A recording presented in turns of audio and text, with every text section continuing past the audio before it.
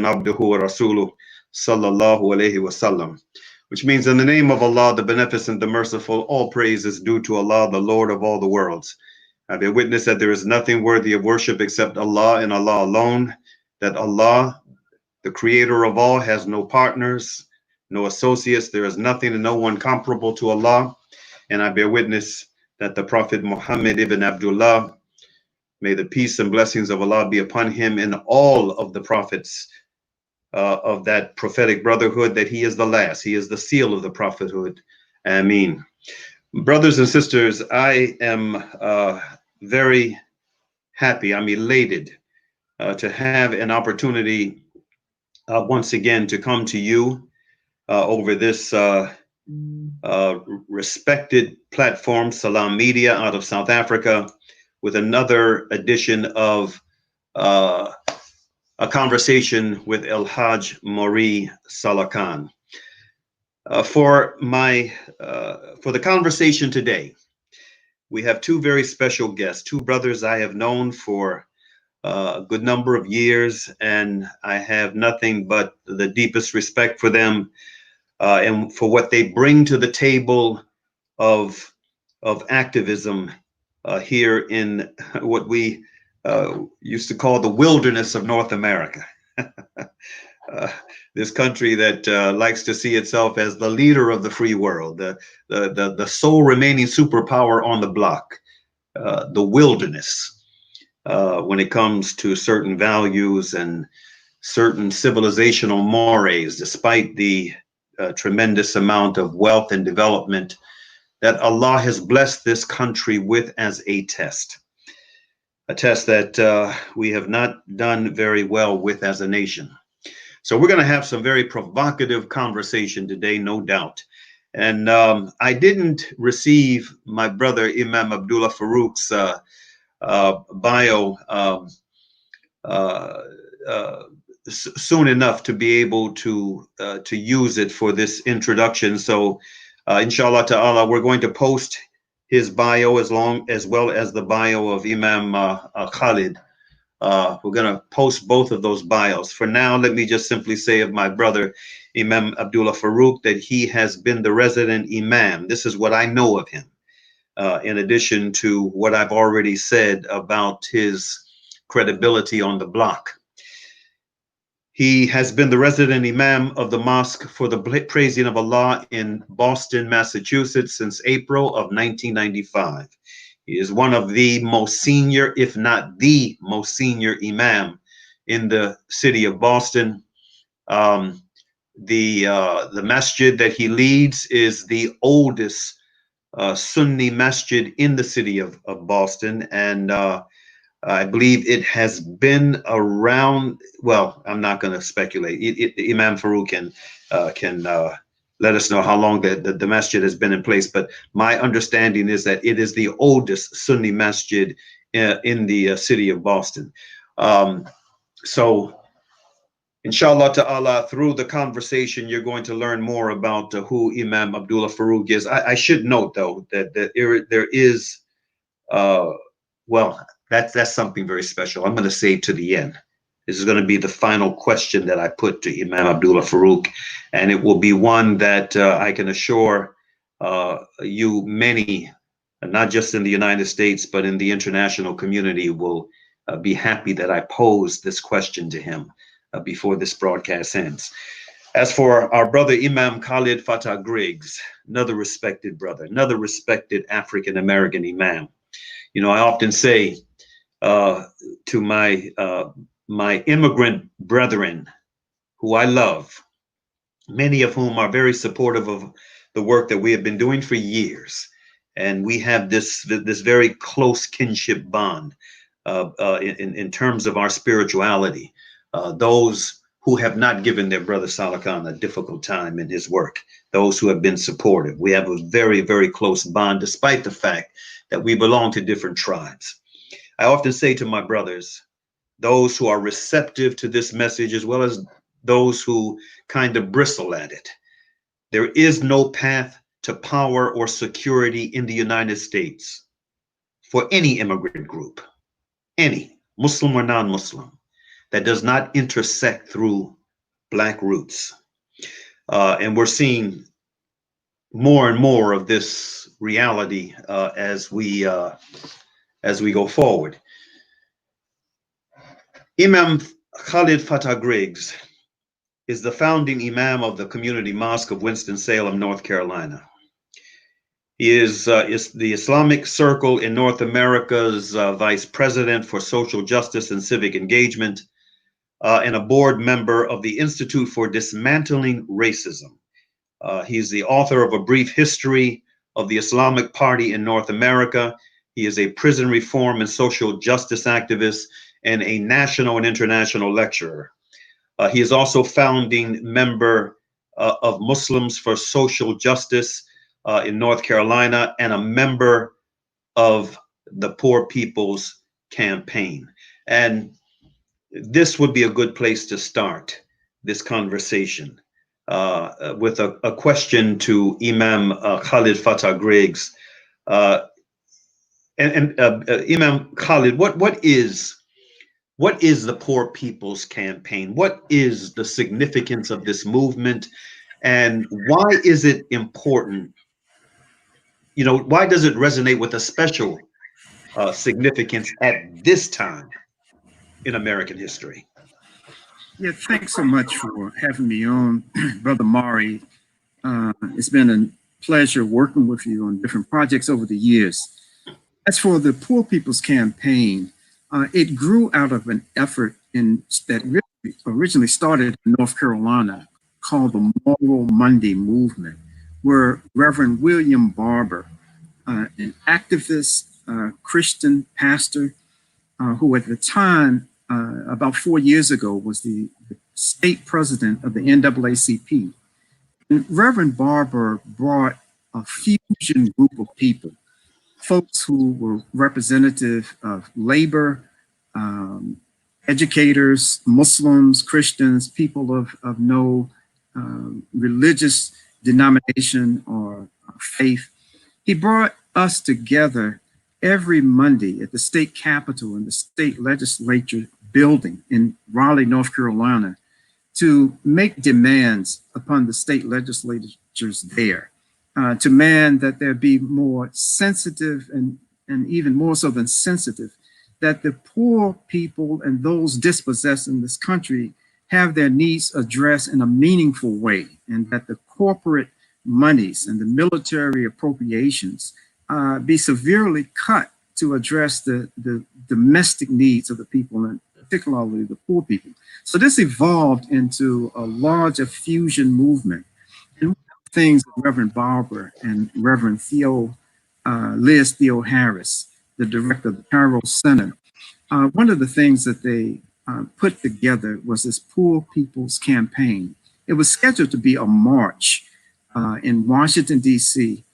on June the 20th, just yesterday, as a matter of fact. It was scheduled as a march, but because of COVID-19, it had to take on a digital platform, which actually has a very historic nature in being the largest gathering on a digital platform for any social justice effort, and also for poor people in general. The emphasis was on trying to elevate the voices of the poor Appalachian people in Appalachia, West Virginia coal miners and others, bringing them forth to present to the American people and to the world, I might add, what is the reality of those who are living in the undercarriage, underbelly of the society here in this country. It was the impetus and for it was the 1968 Poor People's Campaign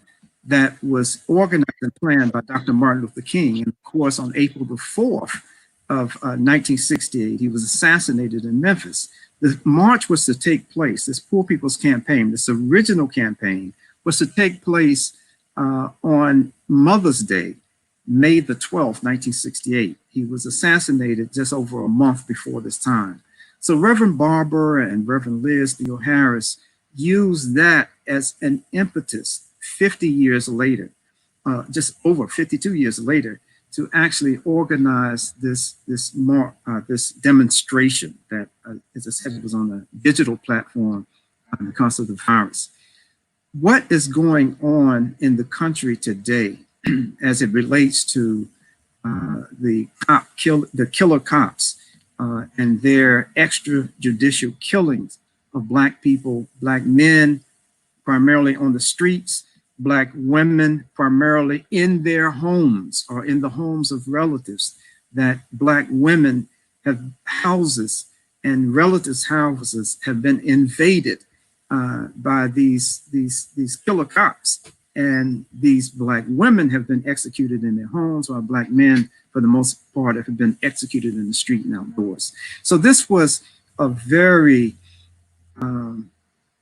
important time, a very momentous time in American history to actually garner the American public's attention and the world's attention, because what we've seen happening in the aftermath of the street killing by this killer cop of George Floyd. We see an outpouring on the streets all over the world because of this event.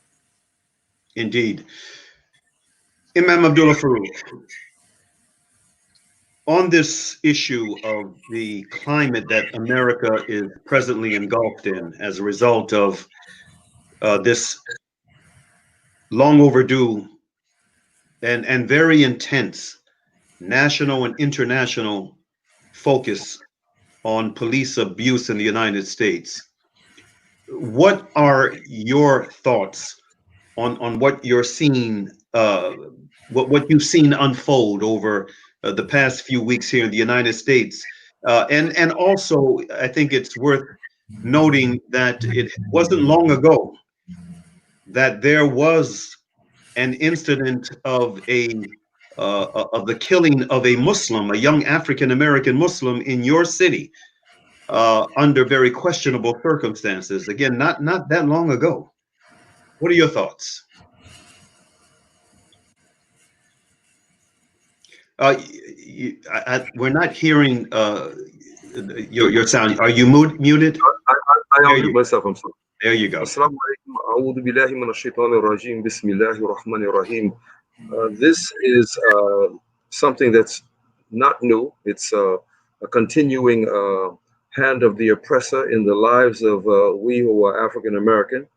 It is the same oppressive hand that has been extended towards people throughout the world by way of imperialism and colonialization of countries. And the knee that was on the neck of our brother George Floyd is the same knee that's been on the neck of humankind by the Europeans for the last 500 years. So it's not a new thing.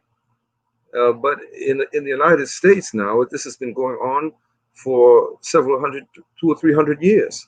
And even since this country has been established as a country based on its independence from England, we as African Americans, Africans, have been suffering the oppression of the hand of the oppressor in many ways. When they weren't able to keep us on no longer on the plantation, they found other ways, Jim Crow and other ways to make sure that they were able to capitalize on our human self and to keep us working.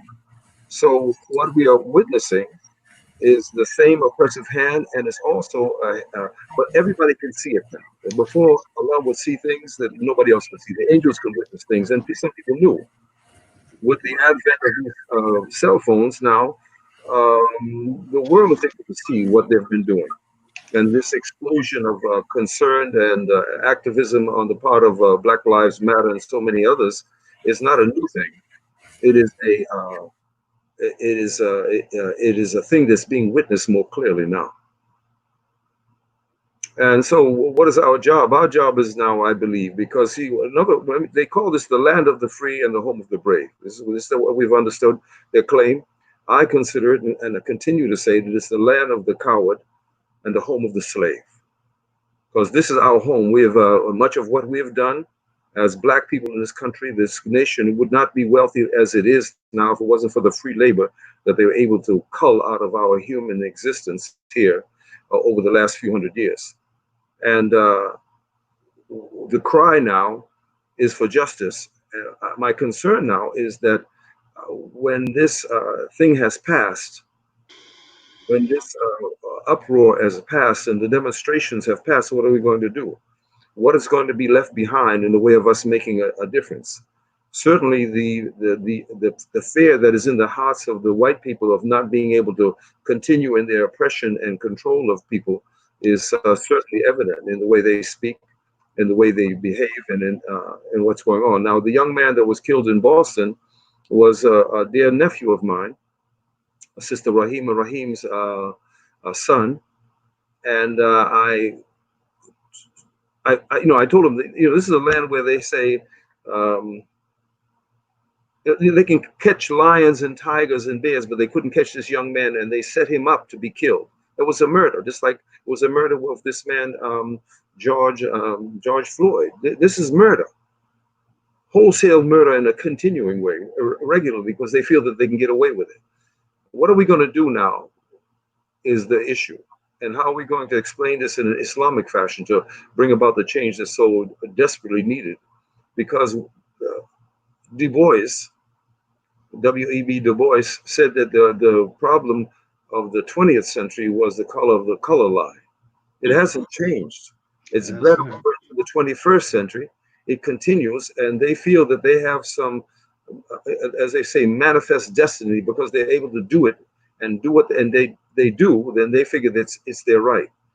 And the healing that's necessary is for this country to come under what is referred to as one country on. They say this is one nation under God. We know that, but they're acting as though they're God. The Tagut, the oppressor, acts as though he feels that it's his ability to control the lives of people, utilize humankind in the way they want, take the land, usurp their people's humanity, and throw us what they call civil rights. But civil rights can be legislated. That's right. But legislation doesn't change the hearts of the people. We need Islam, the willingness and submission of the people of this country to submit to God, Almighty Allah. Indeed. On the question, the whole question of what can possibly come next, this moment that we are in as a nation is one that I see as, and I'm not alone in this, there are many others who have expressed the same view, as being truly, truly unprecedented. I mean, I've never seen a moment like this in, all the years that I have been a conscious being on this earth, with the possibilities that we have been afforded, both as a result of the impact that this pandemic, this coronavirus pandemic, has had on our nation and the world.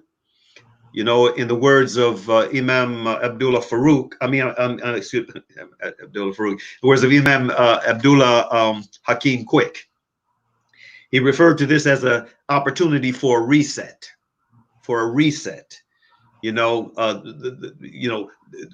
the changes that this pandemic has imposed upon nations, changing what had been the norm. This is an opportunity for a reset. One of those areas where we can see the possibility of a reset is how policing is done in the United States of America, and how criminal justice across the board is dispensed. We have a lot of political prisoners. We have a racially and class-based system of justice that is mired in all kinds of inequities, all kinds of injustices. But at the same time, we have a focus now on this system, and especially on policing and how policing has been done in this country, that is unparalleled. The focus, the attention, the activism around it, the pressure on the system. It's not just blacks out in the streets. It's not just, allied other folk of color. There are whites, young whites, in many of these huge demonstrations, outnumbering the African Americans in the demonstrations. This is truly an opportunity for something significant to happen in the way of positive change, in my view. But the question is, I mean, will this pressure be sustained? What will come out on the other end? What are your views on this? I'd like to put this to both of you brothers, beginning with you, Imam Khalid. Your views on the possibilities coming out of what we're seeing today. You're muted, brother. You're muted. I'd like to concur with you, Mauri, that these are very unusual and unique times. People who have been striving for social justice in this country since the inception of the nation. I agree with you wholeheartedly that in my days, an adult and even from high school days, I've never seen the kind of moment that we're living in right now, with the fusion of people of all kinds of backgrounds, white folks, brown folks, red folks. It's not the first time that we have tried to come together over the years. But this is a moment in the social history of this nation where the demands are so focused, as you have mentioned, they're so focused on systemic racism that I'm saying perhaps for the first time, it's not just allow us equal access in public accommodations.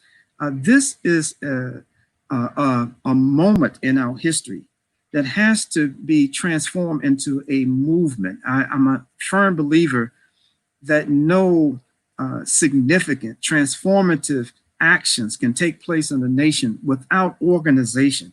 Just spontaneous outbursts are not going to bring about change. It doesn't matter what expression these outbursts take. It's going to take sustained, thoughtful, and diligently working brothers and sisters, not just in the streets, but appealing to the thought leaders to try to come together with others to try to frame. None of us have, first of all, there's no one solution to solve all of the problems in this nation, even with the police departments.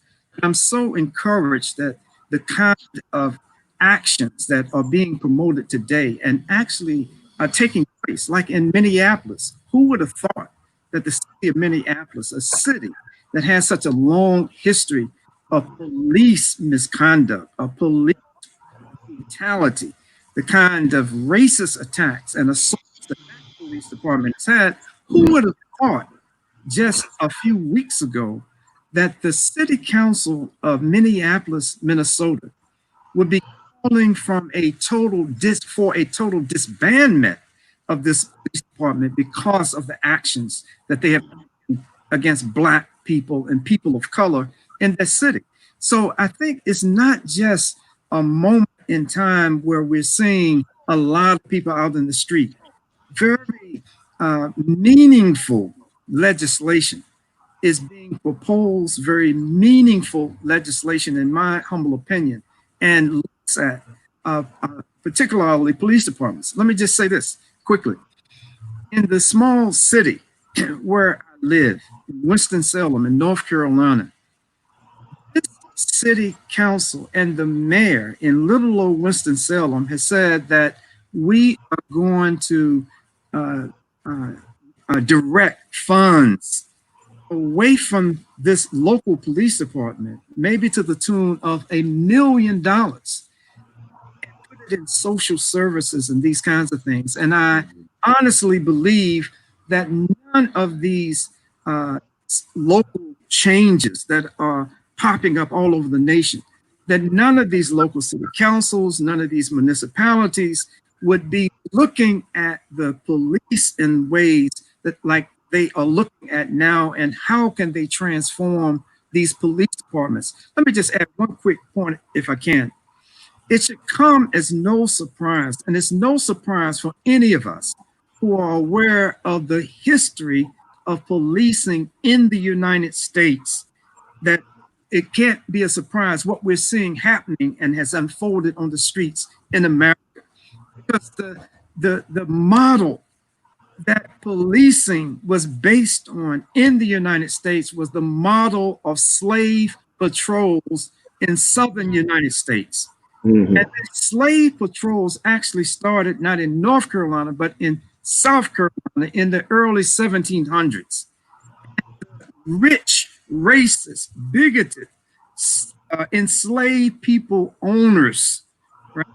People who felt they owned other human beings, hired these other racist, poor, bigoted whites as slave patrollers to go out and to capture those who've escaped from these plantations, and then to protect the property, the interests of these enslaved people holders, protect the property of the plantation, including those who were enslaved.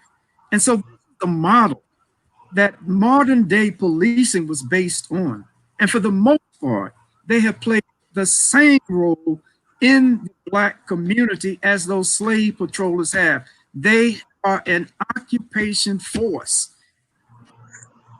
particularly in inner city communities. They are there for occupation. They are not there to protect and serve, even though they may have it written on their police cars, and they may say this, that this is why we exist. But because that racist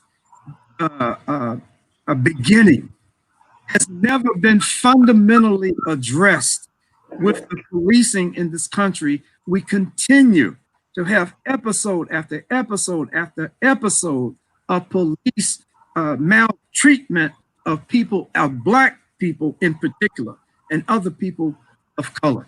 And it, you know, it's been amazing to me. I come from a trade unionist family. I used to be a union organizer myself in the deepest of the South. And it's been amazing to me that police unions remain unscathed as unions across this nation in almost every city, in every area. Police unions are some of the strong, if not the strongest unions in this country, while other unions have been busted, and those who are trying to protect the interests in the workforce and in other places. These people who are running these unions, who are primarily white men across this country, they have been one of the greatest obstacles of bringing these policemen to accountability when they are abusing the people that they are charged with protecting and serving. And then, of course, we have this, and this is being addressed as well. We have this, the name escapes me right now. Is it partial liability? The qualified liability. It's qualified immunity. I'm sorry, thank you. Qualified immunity, where police officers and other public officials are able to hide behind this qualified immunity, protect their being dealt with in the ways that they demand. And I mean, you know, the ways not going upside their head, but through the courts and other recourses, being fired from their jobs and this kind of thing. Imam Faaruuq, many of the viewers and listeners, those who are tuned into this conversation via audio, they, if knowing where Winston, North Carolina is in the United States, they would not be too surprised to hear this type of analysis come from Imam Khalid Griggs. But you, brother, you are up there in the liberal North. you are up in you know, in one of the territories that is considered to be the more enlightened part of the United States of America. How say you from where you are? I can give you some history. We were talking about young brother Osama. Yes. Rahim, who was killed, murdered. He was murdered. They asked Yes. one police officer, a captain from amongst the Boston police officers, asked me to please retract my statement because maybe I didn't know that the police officers knew what they were doing and you shouldn't blame them. So I retracted and said that I was sorry for saying that because he was right about that. But later on, I found out that they actually, through phone conversations, they actually planned to kill him, and they killed him. I was beat up in front of my mother's house back in 1987 by some police officers who pummeled me and my son and left me with a concussion. I've seen it since I was a little boy. So I'm not 73 years old, probably a little bit younger, a little bit older than Imam Khalid. Yes, you are. So one or the other, we're around the Good. same age. We've seen 7 decades of this. When I was a little boy, selling newspapers back in 1958. I started selling when I was 10 years old in 1957. And when I was younger, they used to pat my head. I'd go into the bar room and sell newspapers and get a big tip. When I got to be 12 years old, that same pat turned to a smack in the back of the head. I couldn't understand why. I went home to my mother, because I was a bit in shock because I grew up in an area where there was white. We all went to the white, black, Chinese, Hispanic, and a lot of blacks coming from down south in the late 50s. And so, of course, we called each other's names when we played basketball, and we also ate over one another's house.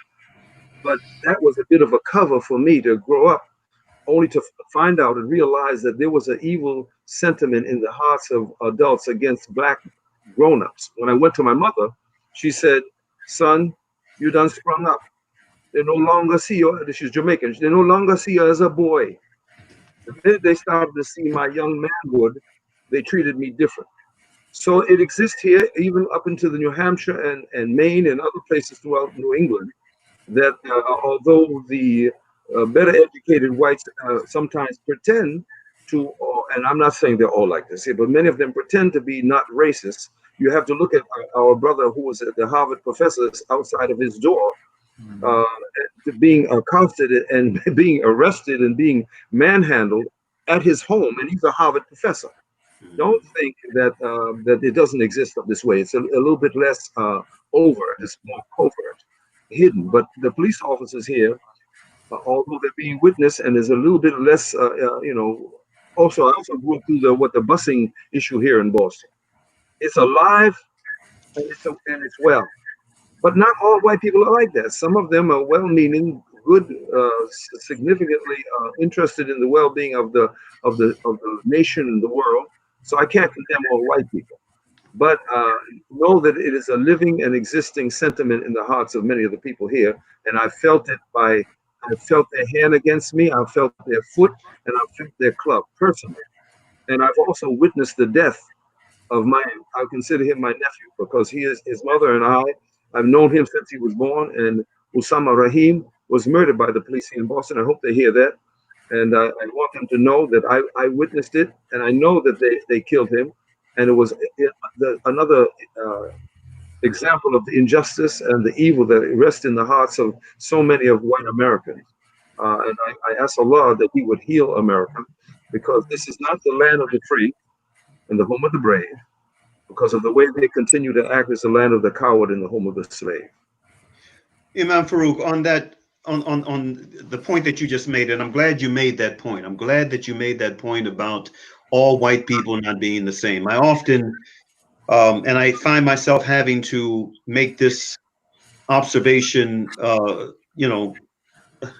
more and more these days, given the polarized state that this country is in, that there is only one race, according to our perspective as Muslims. There's one race, the human race. We're all from that one original parentage source, and the only thing that distinguishes us in terms of our our value is our deeds, you know, our consciousness and our deeds. But there's only one race, and there are only two types of people. There are good people and there are bad people, and you find them among all the tribes. You find good and bad among all the tribes. But staying with New England for a minute. Now, I spent a number of my formative years in New England. I remember it well. I remember the atmosphere well.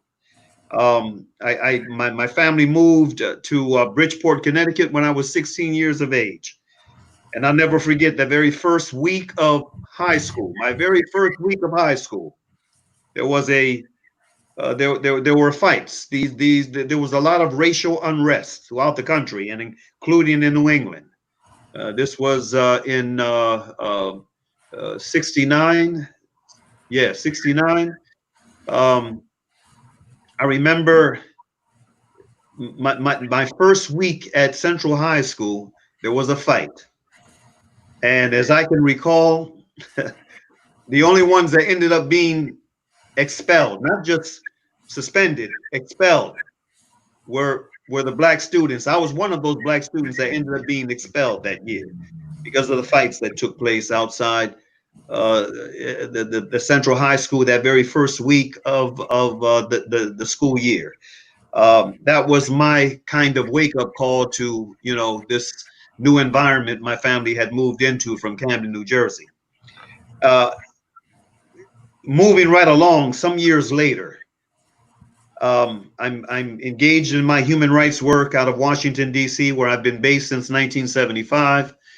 And my work brought me to Boston. In fact, this was my first trip ever. As I can recall, this was my first trip ever to Boston. There was a conference I was invited to be a participant in at the Old South Church, one of the oldest religious institutions in the country, the Old South Church. And I will never forget, not just what took place inside the church. It was a very successful conference, well attended, from people from all over the country and from different parts of the world. One of the featured speakers at that conference, that weekend conference, was former Archbishop Emeritus Desmond Tutu, the late Desmond Tutu. He was one of the featured speakers. And I'll never forget the drama that unfolded outside the Old South Church. There were demonstrations all 3 days, and these demonstrations were large. These were large demonstrations, and they were demonstrating against Desmond Tutu. They were demonstrating against the organizers of the conference, and that conference was all about what was happening in occupied Palestine. And it was quite interesting that you had this highly respected, internationally regarded elder, who I believe he was then Archbishop Emeritus Desmond Tutu, and he was the guest of honor. And you had these folks outside demonstrating against him, against the conference. Why? Because they were drawing attention to the apartheid in occupied Palestine. And they were just denouncing him. This was a big demonstration. And I found out later that some of the main architects of the demonstration outside were Zionists, Christian Zionists, and Jewish Zionists from some of the same organizations that campaigned viciously to try to prevent the completion of the masjid, the Islamic Center on Malcolm X Boulevard, that large Islamic center. Can you take a moment to kind of weigh in on that, Imam? Your insider knowledge about that whole effort and that atmosphere surrounding, especially the campaign against the completion of that Islamic Center, which is one of the largest in the country, and how that factors into this whole dialogue about justice and bigotry and the climate the country is in. How does that all factor into it? Well, the Zionists, as you say, not the Jews. We won't. I'm certain that Khalid will agree with me that there are many Jews in this country who are fine and upstanding people. Had a definite. Well, first of all, let me give you a little bit of history. The history of that whole edifice finds its foundation in us, the African American. We had that property on the tentative designation from the city for 10 years. It originally was a $7 million project, and we had raised after 10 years only $750,000 coming from the African Americans. So we ceded the property to the Islamic Society of Boston so that the property could be built, so that we wouldn't lose the designation, because it was a wonderful, nearly acre and a half, 2 acre site in the middle of the emerging Muslim community. And so when it was all Arab run after that, because they were able to get the money, because many of their students who were here going to MIT and Harvard and BU had family from overseas, and they were able to raise the money beginning in 2003, 4, 5, and before it started to be built. The Jews railed hard against that because they knew that the Muslims were coming, and they did everything they could to try to to undermine the credibility of the organization. It was a mistake on the part of the Arab brothers not to put us in the forefront of it, because it would have been a homespun effort to try to build it. And so they attacked it from the standpoint of saying that the Arabs and people from overseas are building this institution, and we're all a bunch of terrorists. And they even included my name in it by saying that I said something. I told them to pick up all the Muslims need to pick up everything they can, whether it was a typewriter, whether it was a scalpel if you're a doctor, a gun, whatever thing that you're utilized to, and be involved in this. And they said, see, he says he's trying to incite the Muslims to pick up weapons against America. No, we have a double problem being African American. We're black and we're Muslims.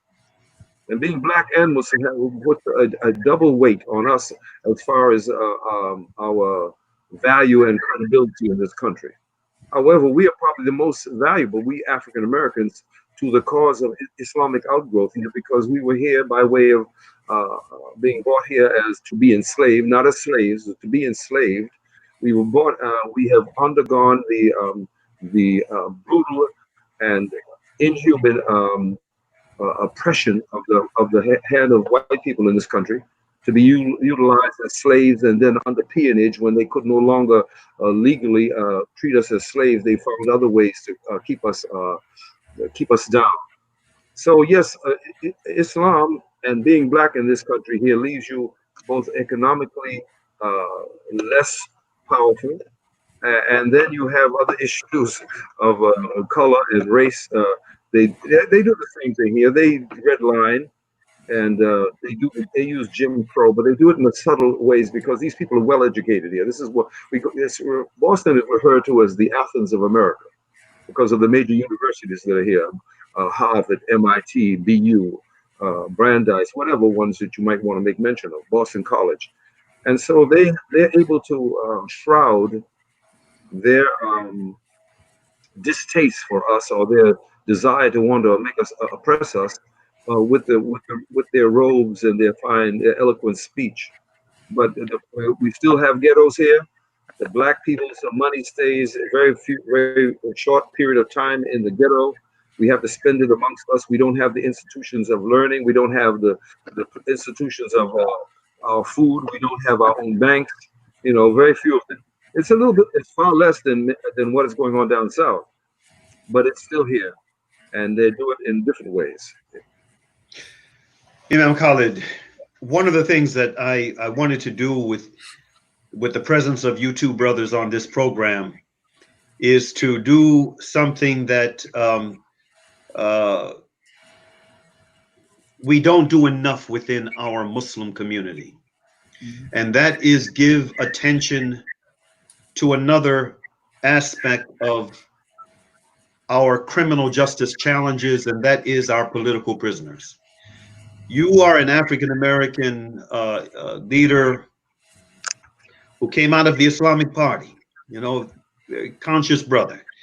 You embraced Islam, and you've been, sensitive to issues of justice all of the years that you have been leading and part of organizing efforts throughout the country. You came to know Imam Jamil Abdullah Al-Amin, who is now in his 20th year of political imprisonment, wrongful imprisonment. Even former ambassador, UN ambassador, a U.S. ambassador to the UN, Andrew Young, former mayor of the city of Atlanta, one of the surviving stalwarts of the part of the African American human rights struggle called the Civil Rights Movement. A highly respected figure. Just not long ago, he declared publicly that he believes Imam Jamil Al-Amin, the former H. Rap Brown, is an innocent man, who he has encouraged the district attorney's office in Georgia, in Atlanta, Georgia, to revisit his case. What are your thoughts on Imam Jamil, especially as he relates to this moment that we're in, and the prospects for something to be done around his ongoing political imprisonment and political imprisonment across the board, especially as it pertains to the members of our tribe? And we are the ones that are disproportionately represented among those roles, and many of them are dying off. We just had a brother. In fact, I don't know if one of the brothers who was part of that police assault on Powhatan Village in Philadelphia in '78 just recently passed. He got released from prison after decades of imprisonment, and he just recently passed. What are your thoughts on all this, Aki? Yeah, first of all, I want you, if you will, before the program ends, to mention your latest book entitled "The Imprisonment of Imam Jamil Abdullah Al-Amin." Is it a government conspiracy? It's a very thought-provoking chronology and analysis and reflective moments from people who have interacted with Imam Jamil over the years. And as a member of the Islamic Party, responsibilities that I had in this organization, I was charged with the responsibility before Imam Jamil was released from captivity in 1971. When he embraced Islam in 1971, and right before he was released, I was charged with the responsibility as a member of the Islamic Party to get in contact with him, to write him and make a connection with him. Before the letter got to him, he had actually been released and had moved to Atlanta, Georgia, where I connected with him for the first time. I was always inspired by his works, but I physically had the opportunity to meet with him and speak a lot with him over the years and interact in different forums and formats with him. But Imam Jamil represents a bridge from the Black freedom struggle in this country and our transition to Islam. And so often, many of even our young African-American Muslims do not know the role that Imam Jamil played in this Black freedom struggle in this country. And so when we talk about the responsibility or the necessity of immigrant Muslims in the United States to recognize the role that we as African-American Muslims have played, we also have to educate young people and educate ourselves about the role that this brother, Imam Jamil Abdullah Al-Amin, played to struggle and to fight and to bring about changes in this country before Islam, before he embraced Islam. And he was not the only one during this time frame. Max Stanford from the Revolutionary Action Movement. There were so many others who embraced Islam along this long path to justice and righteousness. They embraced Islam. And so Imam Jamil and so many others who are still in prison or who have recently been released need to be, have to be recognized, their cases, their situations studied. And we should pray as Muslims to remove whatever cowardice may be in our hearts, to step forward, like you, Brother Mauri, like Brother Abdullah, Imam Abdullah, have done, to step forward and speak a truth to power, to organize and do what we can to bring to the public's attention cases like Imam Abdullah, which is an absurd case.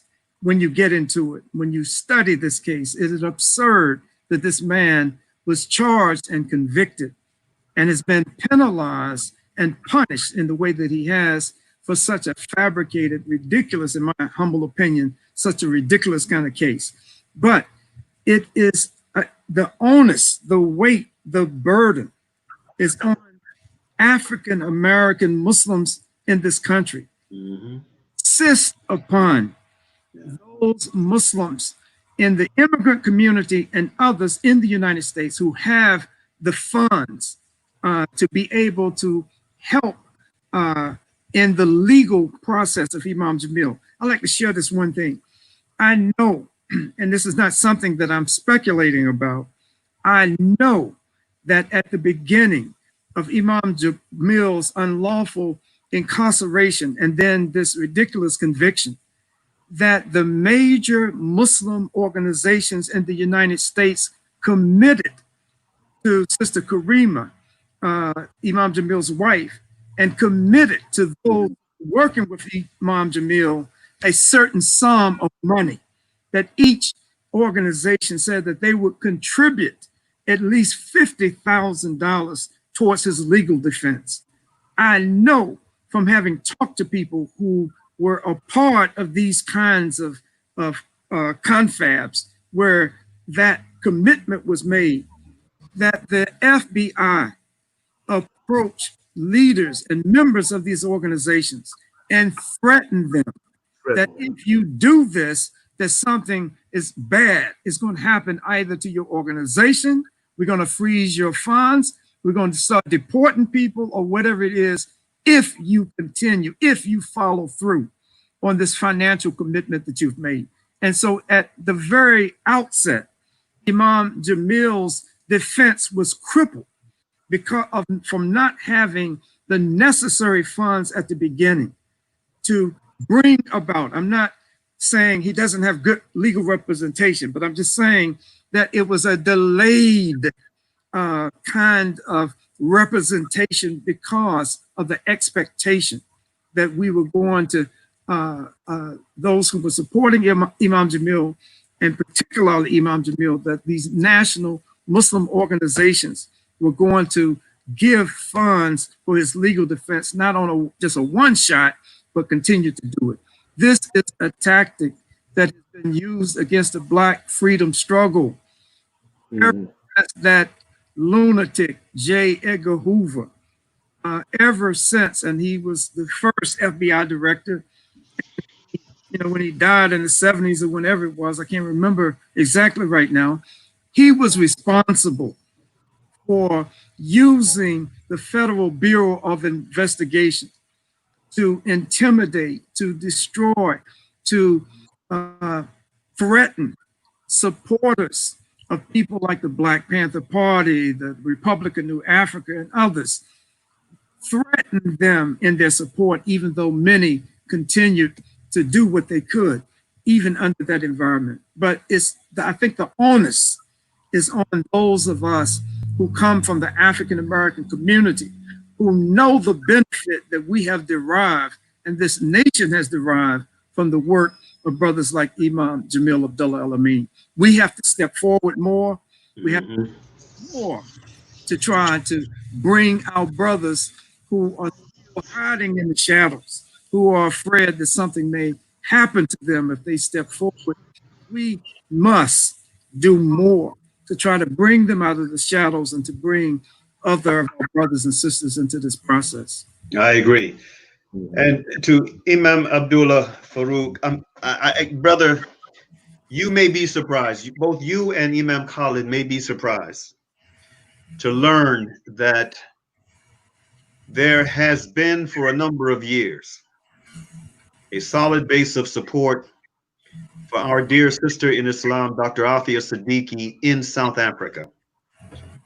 In South Africa, as well as in the UK, as well as in Norway, there is support for Afia outside her Pakistani homeland. Unlike me, brother, I know Afia's family very well. I had the pleasure of traveling to Karachi, Pakistan, and spending time with her family and many of the frontline supporters in Pakistan, traveling to different parts of the country. And I know Afia's brother in Houston, Muhammad, a good supporter of our work. And but I've never met Afia Siddiqui. I tried a couple of times, and they would not allow me to visit. Um, I remember just a few years ago, I think it was 2000, I think it was 2014, after we got back from overseas, we had arranged for a mobilization in Texas, right, in the neighborhood of where our sister is being held on that base in Fort Worth. And we had made a request of former U.S. Attorney General Ramsey Clark, who has spoken very strongly on Afia. He has described her case as the worst case of individual injustice he's ever witnessed. And that says a lot coming from someone as with his age and background. He attempted to visit Afia. They allowed him to visit Lynn Stewart, who was imprisoned there at that time, but not Afia. And they claimed that he couldn't visit her because she did not want the visit. And later we come to find out that she never knew until she spoke with her family, and her family asked her why didn't she welcome the visit of Ramsey Clark, and she said she was not told that he was trying to visit her. If she had known, she would have welcomed his visit. So they just flat out lied. But I say all that to say, this remarkable Muslim woman, Afia Siddiqui, has been now imprisoned for 17 years. Unlike me, Imam Faaruuq, you knew Afia personally. I'm sure that there are many supporters of our sister who will see this broadcast, who would love to hear you share some personal tidbits about the Afia Siddiqui you knew. What was it about her that made her such an outstanding figure, and someone who now her case has resonated throughout different parts of the world? Imam Faaruuq. Afia Siddiqui, though diminutive in size, probably about 100 pounds and about 5 feet tall, was both genuine and brave. She left a message that resonated with our community, amongst the men and the women of this community, of her sincere concern for people who were being mistreated. And she spent her time, she did what Allah asked of her, spending her time and her money and her effort to try to ensure that people who were being marginalized throughout the world, the Muslim community, were people who had a voice through her. She made the Muslim men feel bad about their lack of contributing what they had in order to send Qurans or clothing or whatever it was overseas to help other people. So bravery is primary, but sincerity is even more important, because many people are brave but insincere. She was also pretty well educated as far as being a Muslim. And so she had the book of Allah Ta'ala and the Sunnah of Muhammad in her voice and in her behavior. You have to have these two sources of material as what provides your basis for morality. And there's a difference between morality and ethics. Ethics can be, hey, look, we're not going to kill nobody on Sunday. That's the ethic, So men can develop ethics. but they have no place in the word of Almighty God. She had her effort based in what Allah said, peace, glory be to Him, and what the Prophet Muhammad sallallahu peace and sallallahu alaihi wasallam, what he said, peace and blessings be upon him. So she was both an example and a voice of encouragement to people to be more genuinely and thoroughly involved in the issues of concern amongst the people of Bosnia and Syria and every other place of the world during the time that she was alive and well and functioning here in Boston. I eaten over her house 2 or 3 times and several times and more than that. She lived in several different places, and I ate at her house. And we had good and genuine conversations regarding the issues at hand. She was always willing to give her time and was not afraid. I remember her husband being a little less involved and kind of telling her to hush, but she was not one to be hushed. So when you see somebody that small and that brave, I can understand why they wanted to stop her. Not because she was a threat. She didn't have a gun. They accused her of picking up a rifle that was heavy as she was and shooting at and they had her trapped. They shot her. They captured her. They brought her back to the United States, all illegally. And these people are the same devils that have abused our brother. I call H. Rap Brown because that's when I knew him first. He was involved in the movement for the well-being of Black people in the world long before he was Muslim. And the same courage and the same character that he had before he was a Muslim, he brought it into Islam. As the Hadith says, those who are a certain character outside of Islam, when they come into Islam, they bring that character with them. So his voice was there, and he's willing to sacrifice. This is why they capture these people or kill these people. That's why they killed, regardless of our religion. This is why they killed Martin Luther King, because he became increasingly brave and influential and seriously concerned about the well-being of people, not only for the Black movement, but also for what was going on in Vietnam. The minute he started to speak out in that way, they had to take him down. Malcolm X or El-Hajj, they're going to want to stop these voices. Sometimes my wife tells me, you should be a little bit more subtle and choose your words a little bit better, or they will try to stop you. And have come to me, asking me, why do I call this the land of the coward and the home of the slave? And I asked them, and I give them some examples of what the people have done who run this country and who have pushed the slavery and advanced their program in this country. What do you call these type of people? And I named the things they do. I said, is that bravery? They say, no. I said, well, it's cowardice. And this is my home, and I call this my land. So, I'm not very brave at all. But I consider this woman a fear. I consider her not only sincere, but brave. And I ask Allah to lift the hand of oppression off of her, to reward her with the good of this life and the life to come, because she has suffered many years being imprisoned. And I don't know what's going on with her. And I can only it hurts my heart because I know her personally. I've eaten from her hand, listened to her voice, and seen her in person. So this is what the oppressor does. Try to strike fear in the hearts of us as well. We don't need to be afraid, though. Yeah. I fear Allah. Well, brothers, we are at the end of this conversation. What I want to do is give both of you an opportunity to make just take a minute or two to make any closing thought that you feel like you need to convey before we end the program, whether it be nasiha, some words of sincere advice to the viewers, both Muslim and non-Muslim, especially given this very unique moment we're in as a nation and as a world, or anything else that might be on your mind, any thought that you would like to share in conclusion to this this broadcast. So let's begin with you, Imam Khalid. Yes.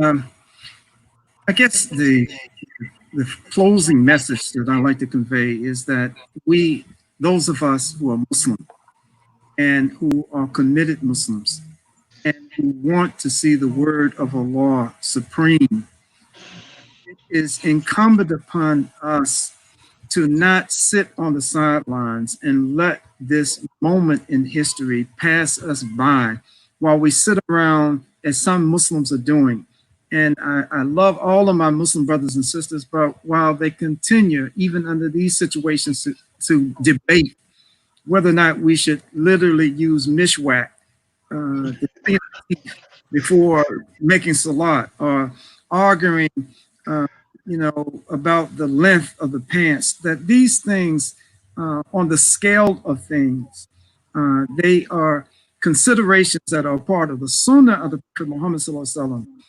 But justice is something that all of us are mandated to take a stand about. And everyone Muslim is very familiar with the hadith where the Prophet Muhammad Sallallahu Alaihi Wasallam equated having iman, faith, with taking a stand against something that you see wrong and unjust. And so we're watching this unfolding, unpackaging of one of the greatest forms of injustice that's been perpetrated against human beings since the time of chattel slavery in this country. So we can ill afford to sit on the sidelines now and have some of these useless debates relative to what's going on today, and even debating whether or not something like saying Black Lives Matter this is asabiya, that is nationalism. I guess it's because of my age, I've lost patience, truly, with these kinds of things at this moment. So we just committed Muslims. We have to come together. Brother Mark, give me 30 seconds. Go ahead. I want to share something with Imam Abdullah. Okay. Years ago, when I don't know if he's still a chaplain, a university chaplain, but years ago he was and I was, and I was reading an article in a publication, and I didn't pay attention to where the article had been written, but it was talking about you, and talking about this person and this militant, this violent, this person who is trying to recruit students for jihad and all of these kinds of things. And I was reading it, and I was saying, wow, this ain't the Imam Abdullah that I know. And then it transitioned, and the article said, and then there's Khalid Griggs. So it's, God, what could it possibly say? But we were both targets at that time of the Clarion Fund, the Clarion Project, which is the most well-funded Islamophobic group in America. So we shared it. I don't know if you've ever seen that article, but we shared that connection, not just on this radio program, but we shared it in print about both of us. I saw your name too, and I said, how did he get in the mix? But I was at the top of the list, though. So I was you're at the top of the list, man. And then before we go, is this. I advise and encourage, not warn, but I advise and encourage the Muslims and the immigrant Muslims to look closely at what they're doing and to align themselves with the African American, not the cause, but the African American suffering, and realize that they will have no success in this country until the issues of racism are solved, because the people who hate us hate you as well. Mm-hmm. And we have to be aligned in the struggle to uphold what is right and forbid what is wrong. Allah has commanded us to be those amongst that let there be a party from amongst us that calls to all call to all that is good, uphold what is right and forbid what is wrong. And if we see a wrong, if we see a wrongdoing, we should stop it with our hands. We're not in the position to stop it with our hands. If you can't do that, the Prophet ﷺ commanded us that we should speak out against it. And if that is not within our ability, then we should hate it in our hearts, and this is the weakest of faith. We cannot take the weakest link in our faith, which I believe is should be the strongest link, and that is to hate this wrongdoing in our hearts. And since we don't have the ability to stop the hand of the oppressor, let us raise our voices in unison against the wrong the evil is doing, and not be afraid of what they are capable of doing against us, because our voices will be heard. And the oppressed person is the voice that Allah listens to very fervently, that he would look upon what we say. And I call upon Allah, number one, But I also encourage also the African Americans to begin to cooperate amongst themselves and stop these things about, like you said, the mishwak or the length of our liha or beard or the length of our trousers. These are things that are important, but on the scale of things that as you have said, they are less important. And the thing establishing adl, justice, Yes. is the only way that we're going to be able to move ahead. Whether your pants are a little bit longer than they should, or your beard is not as long as it should, or whether you're using the miswak just before you make your salah or whatever, those are important things, but not on the scale of establishing justice and being involved in the struggle. Yes. The last thing I would say that we need to, with all sincerity, call upon Allah. He says, "Ad'uuni astajib lakum." Call upon me, and I will answer your prayers. So I'm asking Allah that He brings success to us because of our involvement, that we remain sincere. And I have to come down there. My father's from the Carolinas, my mother's from Jamaica. So I got some damn, island blood in me now, and I got the Carolina, Geechee blood, That's right. That's right. That's right. Yeah, come halfway. I'm an all-American kid. Yeah, yeah. Come halfway and stop in North Carolina. Alhamdulillah. I will. We're gonna exchange numbers later on or whatever, and we're going to make sure that we stay connected now, inshallah. Alhamdulillah. Okay, Yes, alhamdulillah. May Allah Ta'ala bless both of you brothers and bless your communities, bless your families, and may Allah Ta'ala benefit everyone who has the opportunity to see this broadcast with the insights that you've shared. We ask Allah Subhanahu wa Ta'ala to forgive us for our mistakes and to purify our deeds, our intentions, and may Allah Ta'ala bless us to die not except in the state of Islam. Bismillahir Rahmanir Rahim. Wal asr innal insana lafi khusr illa alladhina amanu wa amalu salihati wa tawassaw bil haqq wa tawassaw bis sabr. I want to thank you, brothers. I want to thank our audience for tuning in and for staying with us. I want to thank Salam Media for inviting me to this platform, and may Allah Ta'ala put barakah in it for us all in this life and the next. Thanks again. One more thing. Oh, yes. Allah says that He does not change the condition of a people till they first change what is in themselves. Indeed. I advise all of us to consult with our hearts and find out where we are. Indeed. And if we change that, then Allah will change the world for us. Indeed. Assalamu alaikum wa rahmatullah. Thank you, Imams. Wa alaikum salam wa rahmatullahi wa barakatuh. Assalamu alaikum.